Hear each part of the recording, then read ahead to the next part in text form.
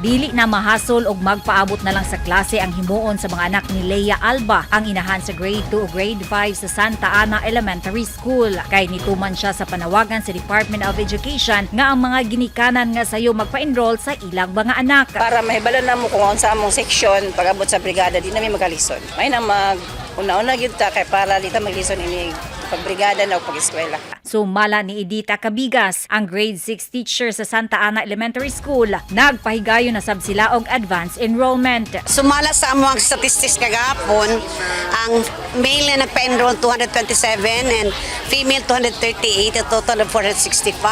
Kaya we're expecting 3,000 plus enrollees from kinder to grade 6. Pero ang uban manggod nagsalig na nga kay nagpa-early enrollment sila, pwede na sila during classes pag-start sa klase magpa-enroll. Giauhag sab ni DEPED-Eleven spokesperson Jenelito Dodong Atilio ang mga ginikanan nga mentras sayo pa ipa-enroll na ang ilang mga anak. As early as now, magpa-enroll na sila. O dili sila magpa-enroll ng katapusang adlaw na kay diya kasagaran ang problema, no? Pagdali-dali lang ta, antod nga mabuto sa puntong di ta kasabot sa sistema. Late man ta.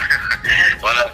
So, gikan ka na adlaw hatod sa DEPED-XI, enrollment na siya. So, we ask everybody, all concerned nga, mo ato sa mga eskwela, pa-enroll na sila.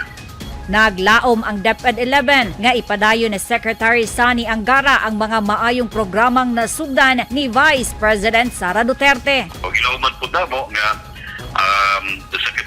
the new secretary will be able to help us propel the department sa pagpadayon nga makabot ang amuang tumong tuyo o mission, goals, objectives para sa ato ang mga kabataan. I would like to say that Senator Sonny is a very good choice by President Bongbong Marcos. Sa kasamtangan, walay kabag-uhan sa mga pulisiya sa DepEd. Sanglit karong Hulyo 19 pa magsugod og serbisyo si Senator Angara isip DepEd Secretary. Rhea Montecalvo, Newsline Philippines. Stay safe.